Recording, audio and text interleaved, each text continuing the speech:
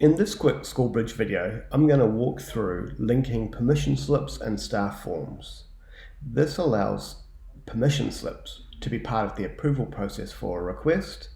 It locks the ability for staff without permissions to send a permission slip from making changes so that what they're sending out in the end has been checked and signed off by your SLT or EOTC coordinator. The first thing we want to do is in our staff forms setup. So this will be an administrator, you've got your manage forms, and you'll go into your forms. I'm going to go into my EOTC event proposal form, and on my form information tab, I'll be able to see down here my permission slip linking section. Most forms will have this as disabled, and that means a permission slip is not linked or required as part of this form. That's ideal for things like PLD, leave, property maintenance requests. But for our EOTC trips, we're going to require that staff set up and link a permission slip as part of this approval process. I'm going to hit required here and then save that.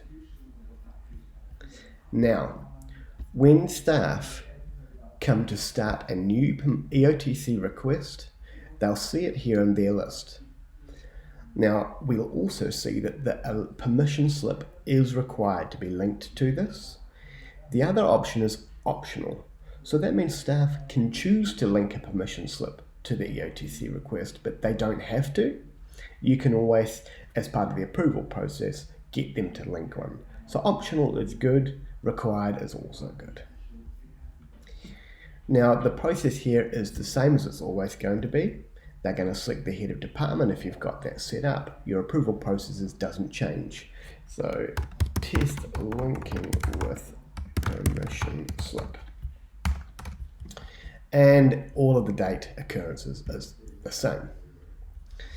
Right, the staff member creates their staff form as normal, and all of the fields still pertain to whatever you as a school have set up. The difference now is we have this permission slip tab automatically connected. When we click onto that, we haven't linked a permission slip, so we can go in and do that.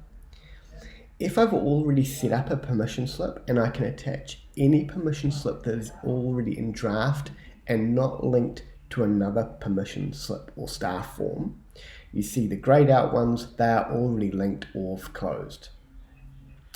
I could choose one of these, or I can create a new one in the same process. So again, I'm going to create a new permission slip. I'll name it what my caregivers will see, choose my caregivers, and my settings. This is the same process as setting up a permission slip normally.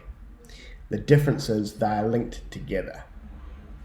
So now I've linked them, I can go in and set up the rest of my permission slip while my permission slip and my staff form is in draft. I can do everything I need to do, but most staff won't have this activate and send button. This is a permission that we can apply. It will be disabled. When I set all this up, I can have my default trip letter, which you can set up in your settings, and all of this information. I set up my separate due date, when my trip date is, if it's a single day or a multi-day, and all of these options on a permission slip are still the same.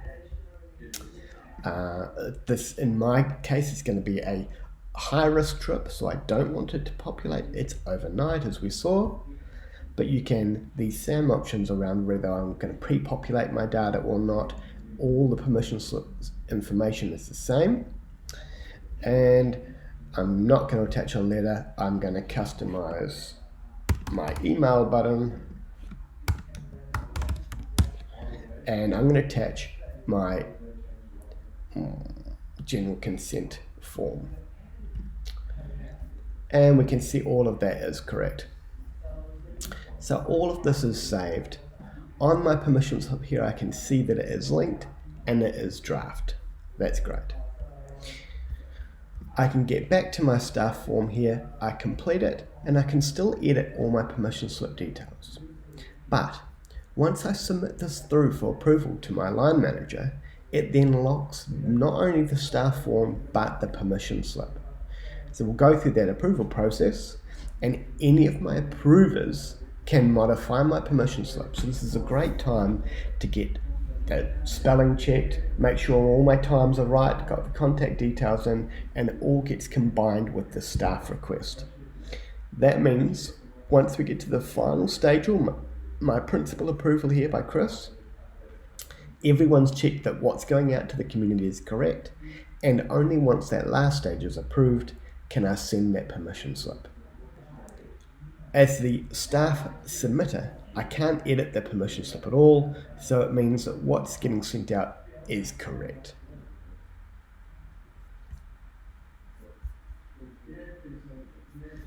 At any time, I can get into my permission slip from this side, and it will unlock when I'm ready. These will always be linked together going forward. Each staff form can only have one permission slip attached, and a permission slip can only be linked to one staff form, so it's a one-to-one relationship.